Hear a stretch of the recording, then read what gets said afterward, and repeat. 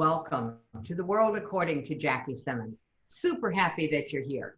Today, we're going to deep dive into the world according to Batista.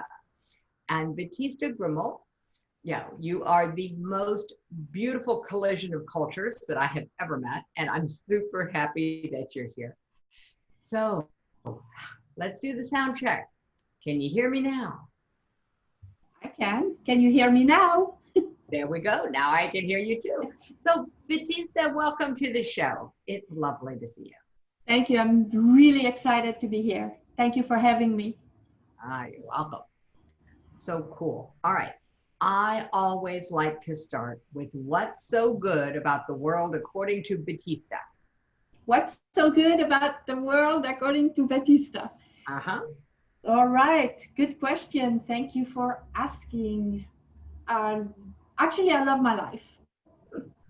I get that. And it's actually an invitation, Batista, to tell us about you, who you are, and how, what's the story of Batista? Yeah. So I love getting up in the morning because I love doing what I do in helping people just becoming the master of their bodies. Now, it wasn't always like that for me because for many, many years, I really lost the grip on my health, pain, and just really I felt like into this big dark hole where I thought that there were no more hope. And today, it's not like that. Today, I'm pain-free. I have tools. And I love teaching those tools to other people and give them the hope that it can happen for them too. Because when people are in pain and they are in that dark hole, sometimes they don't know that there is hope and that it doesn't have to be like that. What I noticed is that people get used to the pain or to the darkness, and then they get into a place where it becomes the normal. It does become the normal. And and even if you want to, and even if you say, no, there's hope, there's a blank, and they can't even perceive it. So we have a saying, if your mind can conceive it and your heart can believe it, then you can achieve it. So, so we're going to have to slow down because it's not coming through clearly. And I want to make sure that people get what you just said. And so if you sit back, the microphone's a little low. Oh, so, okay. Perfect. Okay. So let me make it. So now let's try this again with some, I'd like to share, because what you said was, you were talking about the mind and the heart, and then say it again, because it was lovely. If your mind can conceive it and your heart can believe it, then you can achieve it. Awesome. That's much clearer sounding. I appreciate you really that. So, Batista, tell us the story of Batista. You were, we know that you came through something, but before you had something to deal with, what was your life like? Take us in a typical day. Yeah, so I am actually from Switzerland and I grew up on a farm. My mother was a ballet dancer and my father was a mime. So I grew up with the arts and I became a professional flamenco dancer. Well, first a ballet dancer, and then I fell in love with flamenco dancing as a teenager. I loved the ruffles, the passion. And so I moved to Spain to study flamenco, which actually saved my career because in my early 20s, I broke my foot, and that ended up my ballet career because then I couldn't go on pointe shoes. That was my first injury. So I became a flamenco dancer and I traveled and I was pretty successful and fulfilled.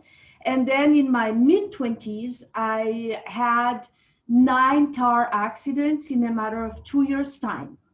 And I like to tell you that I'm not the one that was driving. Actually, I was driving, but I was rear-ended. I had just, for whatever reason, it's not me that bumped into other people. So if you find me on the road, you don't have to like change lane or I'm actually a really good driver.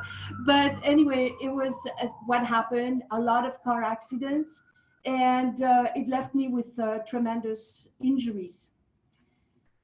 But dancing was my life, and so I pursued my dancing career regardless of all the injuries I had. Wow. And I sustained myself with things like going to the chiropractor 3 times a week, having massages like really regularly, and trying every type of modality there was to heal my injuries. Acupuncture, just you name it, I did it. Even the mental power of the mind, hands-on healing, everything. And my other passion is metaphysical science and quantum physics, and I studied that, and I practiced positive thinking, and I did the whole thing, spirituality. I prayed. How And much time on any given day were you spending simply trying to maintain your ability to dance? 24/7. It was a constant battle. I mean, we were, as dancer, we are rehearsing, teaching, sometimes 8 hours a day. It's a very hard life physically. And every time I had an opportunity, I was all running to the chiropractor or doing things. So it was just part of my kind of constant lifestyle to just be able to just continue and take the next step. So, it's not like how many hours did I, it's like my whole life was consumed by it. Ice packs and Advil and, whatever, you name it. So, yeah. When did it end? When did it stop being enough? One day I woke up in a meditation class. I had a moment of clarity. And I had spent 25 years learning about the power of the mind, the power of manifestation, and spirituality, and this whole thing. And I woke up, I had a moment of clarity in a meditation class where I said, I know too much not to have an answer for this problem.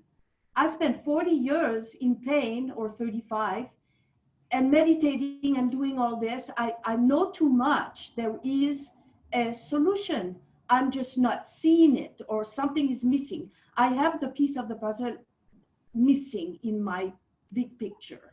So we're talking about a span of 9 car accidents in 2 years, and then year after year after year after, and so we're not talking years. like it's a couple of years. You're talking 30 years of doing this work, of trying 30 to years. Yeah. 30 plus, 35 years maybe. A long time. It's a long time to be in a lot of pain. Yes. A lot of pain. And that day in that meditation class, I looked at myself and I looked around, and I saw a lot of people that were suffering. And even though they were beautiful people and they had a lot of spiritual insights and a lot of gifts, I saw a lot of pain. And I realized, wait a minute, we're missing something. Something is missing. We are all missing something. Then it wasn't just me anymore. It was like something is missing for everybody. And I decided to find the piece of the puzzle missing. And so in those days, I was holding meditation classes, meditation groups. And I brought everybody together. I said, tonight we're going to find the piece of the puzzle missing between the body, mind, spirit integration, because everybody's got the mind and the spirit, and the body is like, I don't know where. And, and we took magazines, and we made mock-up boards, and we lit candles, and we made intentions, and we prayed, and we did all that. And the next day I met Steven, Dr. Fitness USA, the next day. Yeah. So I was in a restaurant waiting for the owner of the restaurant where I was putting a show together. So I was there on business, and he came to have lunch, and we made eye contact. And So he walked by my table where I was waiting, and he says, well, who are you? And I said, well, I'm Batista. And I said, well, who are you? And he says, I am an international body designer. And I looked at him, my jaw dropped, and I said, that's what I need. So for me, it was a sign from God, right? It was like I just came from that whole thing. And so he sat down, we had a conversation, and he's quite unique, a unique character, kind of out of the box. And he started telling me about working out from a female perspective and never doing anything that's uncomfortable, but you have to lift heavy weight. And nothing made sense to me. He was saying things like, as a woman, you have to stop giving, you have to receive.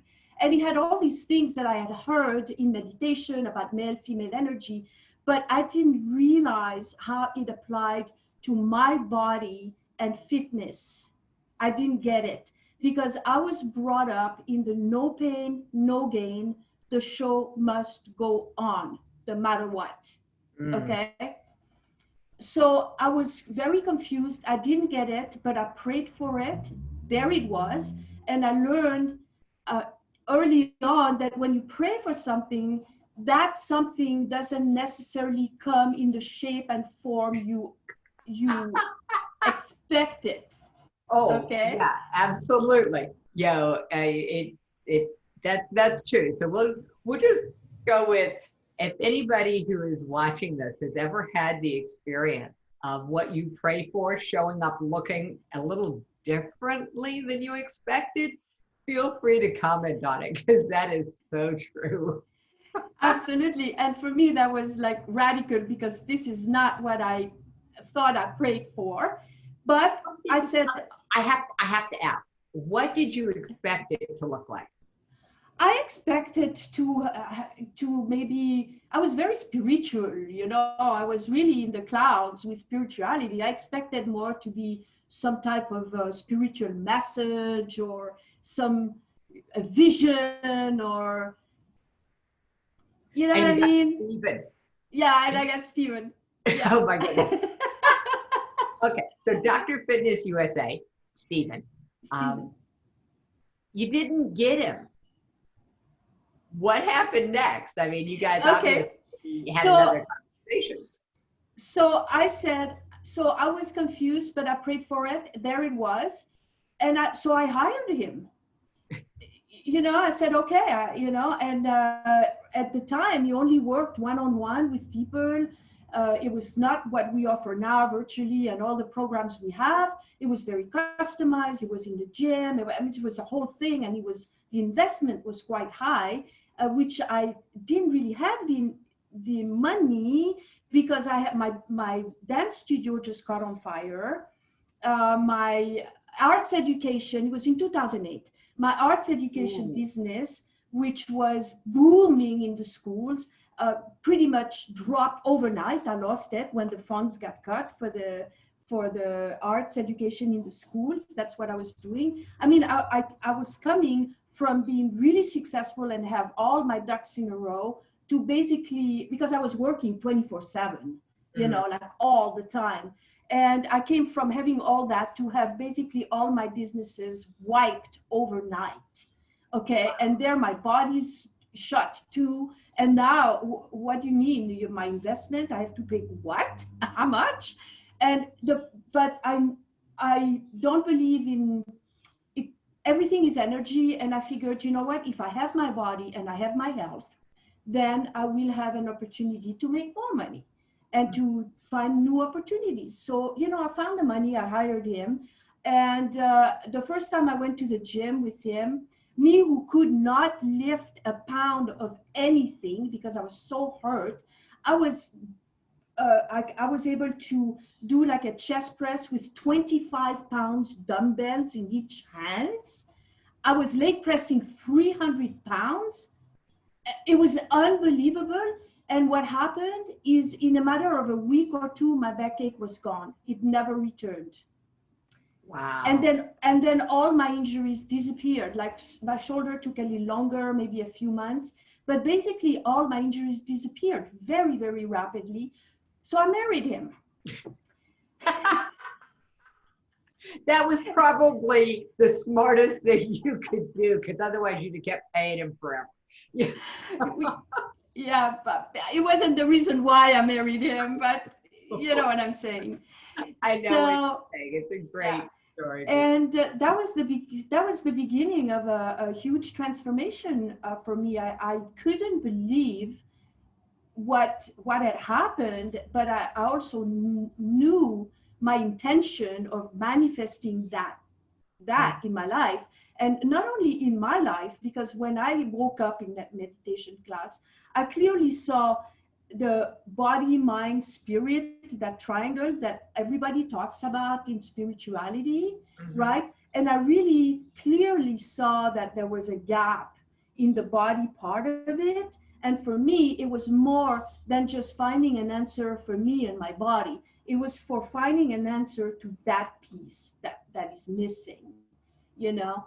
And so, and so I started to really take this very seriously and research and investigate. And through this process, I wrote a couple of books. One is Feminine Body Design, Empowering Fitness for a Pain-Free Life.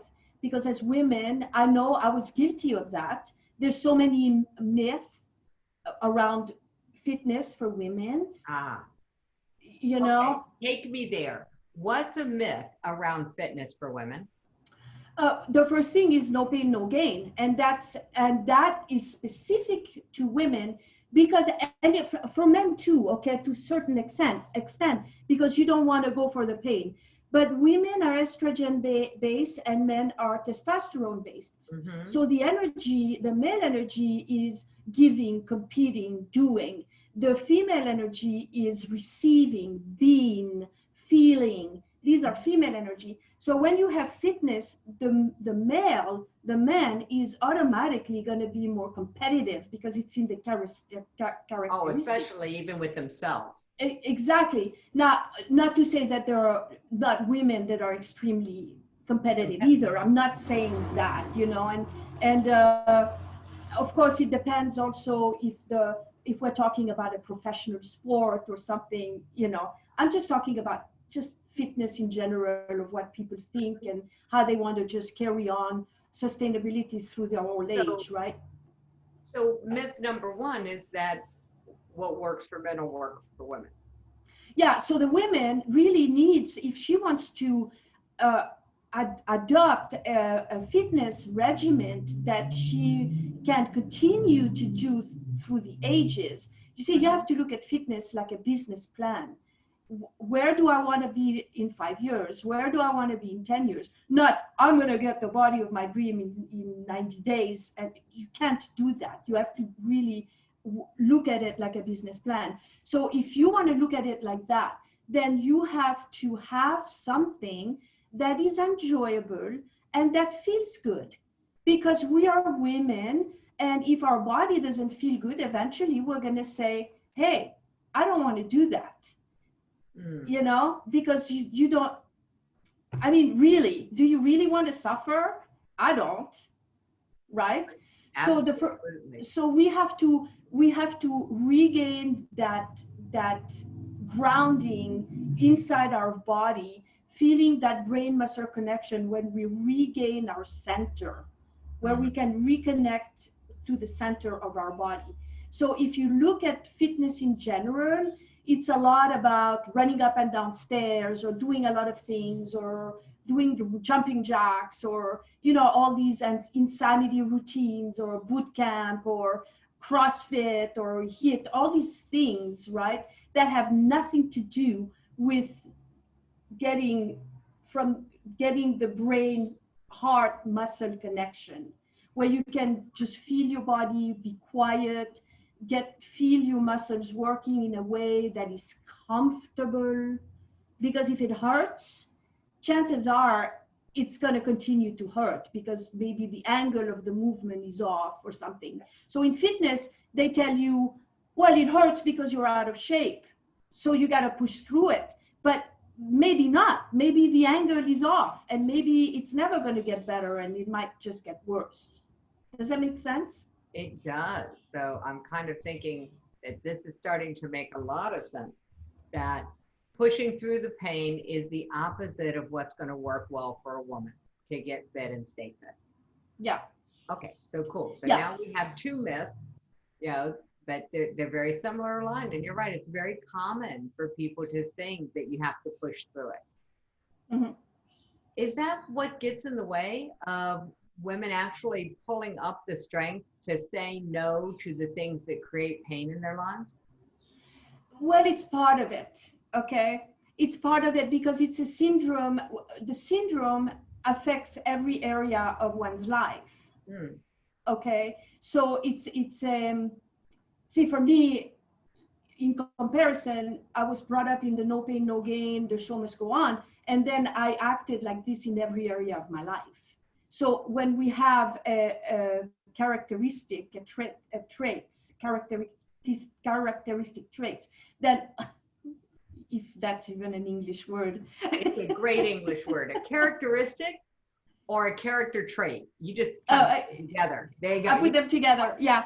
So it applies in every area of our life. But there's more to it, okay? Because when you are grounded in the body, and you can increase your physical strength by, say, 20 to 50%, which you can if you have the right tools and you're doing it with the right form, with the right ergonomics. You're not pushing through the pain. Got that. You're not pushing through the pain. So now you have the power to increase your strength and you're grounded so you feel good. Then what happens is it starts putting your body back into balance, and it starts clearing the neuromuscular pathways to the brain. So the brain goes, wow, this feels good, you know? And so you create new neurons in the brain. You produce a lot of endorphins, you know, and that is the feel-good hormones that are going to start getting you to feel better and to want to make better decisions in your life. This is why when people come and they say, oh, I want to lose weight. So we don't go, oh, okay, so you got to get rid of potatoes and pasta and you got to da. No, what we want to do is we want you to feel good first. If you can find your strength and you can find that groundedness and that peace inside your body and you go, oh, I feel pretty good. Then now you might want to cut down on the pizza or whatever, you know, whatever it is. And so we find that to be very effective. Feel good first, then fix whatever is not right in your diet. Yes. That's very different. That's very different. I like that a lot. Well, and of course I'm a fan, so. All right, what are the other challenges? We got the myth going on. What else gets in the way of people actually trying something like this? Misinformation. The other myth, and that's also talked about in the book, is, for example, that yoga does the same thing or personal training does the same thing. People don't have a misinformation of what fitness activity does what and what result it can produce.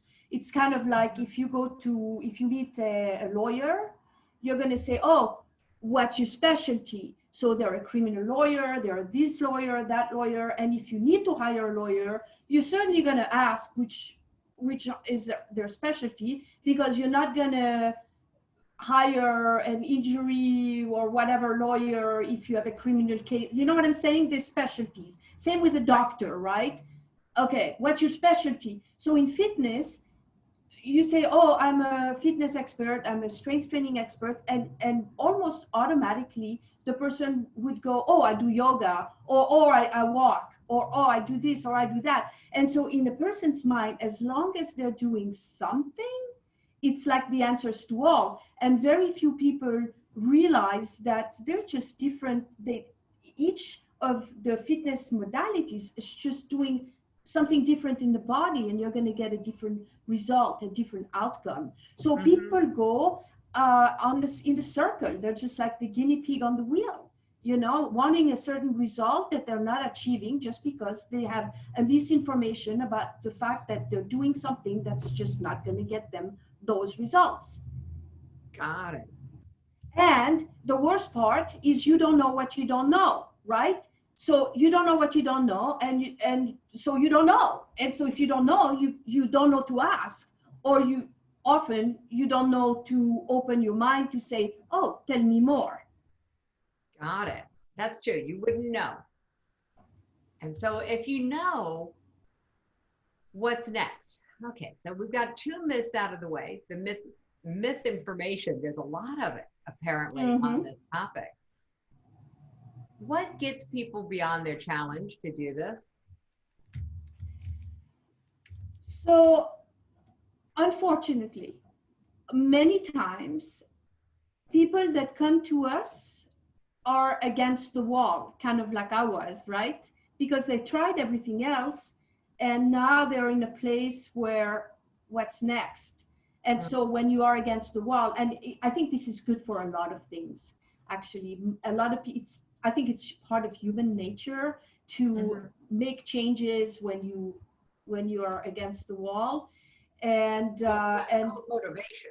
When everything else has failed and there's no other option, then you'll actually be motivated to take a risk to do something different.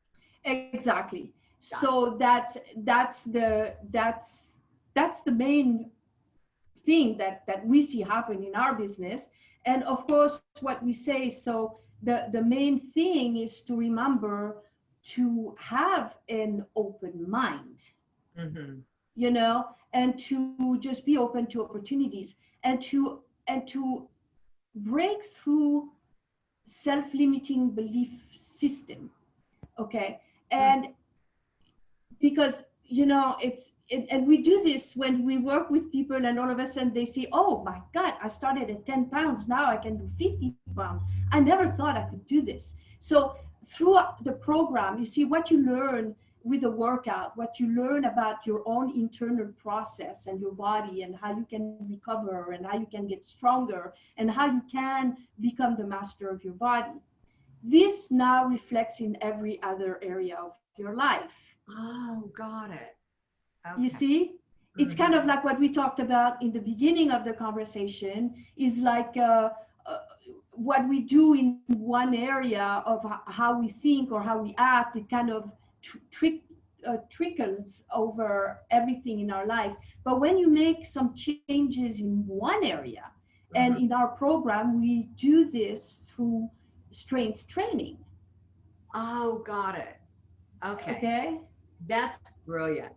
That's brilliant. You're building the muscles of personal growth, the sense of self-control using strength training, and it spills over into every area of the life, whether it's self-control around, you know, lifting weights, or around how you respond emotionally. Absolutely. And as a matter of fact, in the gift that I planned for your listeners. That's right. Everybody gets a gift, and you get a gift, and you get. Okay, so cool. Tell them about the gift. Yeah, in the gift, I actually explain how that works. You know, very specifically, the strength to say no, because it's not like the strength to say no. It's not based on willpower. But you can't do that, right? Well, willpower is good to a certain extent. We have to have a little bit of discipline, but if it's just willpower and it's hard and it's bound to fail, right? But in the gift, I explained so many different areas. In this particular gift, we're talking about strength to say no for addiction, recovery, and that can include alcohol, drug, gambling, but it can also include being addictive to drama or relationships and things like that, right? So it's not just substance abuse, but it's the addiction can be so many folds, right? So many different faces. But so I explained specifically the triggers that can lead to like a relapse or something. For example, relationships, stress, these are some of the triggers, but I explain how you can use strength training and that feeling good that we get when we do that, the endorphins, and it's all explained in the gift of how that can be so helpful in addiction recovery from relapse. And do you know that there's only a 3% recovery success rate, statistically speaking, which is super low, and what, through my research and everything, the truth is, in addiction recovery, there's a lot of great tools that are taught, okay, like oh, there's a lot of great tools. I mean, if you're talking, whether you're talking the medical model of addiction recovery or you're talking the 12-step model of addiction recovery, it doesn't matter. Behavioral change is behavioral change, and they do have a lot of tools. Why is the success rate so low? I think it's because it's lacking that it's the same piece of the puzzle missing on the body, mind, spirit, body, where you have to take all these tools and now you have to integrate them in the body. And a lot of people think of the body, it's more intellectual knowledge, but when you can raise your physical strength and you can become, not think, feel, but become that. You're right. There's a gap in most of the recovery programs, at least the ones that I'm familiar with. They don't address the physical side other than to explain a disease process. Yeah. In many times. So many recovery center and things add some component of exercise. Now it's getting more and more mainstream, incorporated. Yeah, more and more mainstream, because there's a lot of research that's been done. They've done research on rats. They were giving rats cocaine, and then they put the rats on the wheel, and then they found out that the ones that were using the wheel were less compulsive in going back for the cocaine than the ones that didn't have the wheel. It's wow. There's a lot of research. There's a lot of research on trauma and what causes a post-traumatic stress reaction and why some people develop the symptoms and some people don't. And a lot of it has to do with whether or not you're able to use your muscles. So this is making a lot of sense. So for everyone who's on the call, everyone who's listening to the podcast, look in the show notes, and in the show notes you will find the link to Batista's gift. It's the strength to say no. It has all of this connection, why it works and what it works and how to do it in that gift for you. And so Batista, that is a lovely gift. Thank you so very much. Well, thank you. Also in the show notes, everyone, you'll find the link to Batista's book. So that's going to be in the show notes as well. And this has just been a delightful conversation. Okay, what else do they need to know? What's the one thing they need to know? And we know that they can go, because the website's right behind you, but on the podcast, they can't see it. So drfitnessusa.com. It's actually not the latest and greatest version. It's drfitnessinternational.com. So latest and greatest is up there. And I wanted to address that because this is really cool what you all are doing, taking this into the international realm. Because you started in the gyms and now you're helping people in their homes virtually. And that is a huge gift, especially since we're not going to the gym and we need to know how to take care of ourselves in our own spaces. And so everybody can just find more information on Batista's website, drfitnessinternational.com. You'll see the picture of her husband. You might get a clue as to why she married him. Let's see. Aha, made you laugh. So this has been a great discussion on what's the body got to do with recovery, with the strength to say no. It all starts in the body from this perspective. And when you shift your body, you shift everything else, including dependencies. And so we'll call them what they are. We get dependent on things that don't serve us. Sometimes that falls into what they classify as an addiction. Sometimes it doesn't. Either way, it can interfere with your life. And if you've got something in your life you want to change, I recommend you take advantage of Batista's gift. Learn how to develop the strength to say no. So Batista, thank you for being on the show. This was wonderful. Thank you for having me. It was a pleasure and an honor to be here and sharing a part of my journey with you. Well, everybody's going to be able to watch my journey with you, as I am now one of your clients. And so watch out, folks. Okay, here we go. Truth in advertising. This is where I'm starting. Okay, so you just watch. I mean, you can tell even after just 2 weeks. This is it's getting better already. Huh? Better already. Yeah. So have a great day. Have a great rest of the day. For those listening to the podcast, I was showing off my arms that are, how can we say, a little more wing-like than I would like at this point in my life. So I'm doing the training, the strength training. You guys will all hear about it as we move forward. And Batista, why don't we plan on you coming back on the show? We'll do kind of, this was the before. We'll see what the after looks like in a few months. Sound good? You got it. You got it. All right, everyone. Okay. What's the world like in your, what's life like in your world? Make sure you put a comment. Tell us where you experience having the strength to say no. Share your wins with everyone on the thread, and we will be back. Have a great day. Actually, you know me, it's make it a great day. The choice is always yours.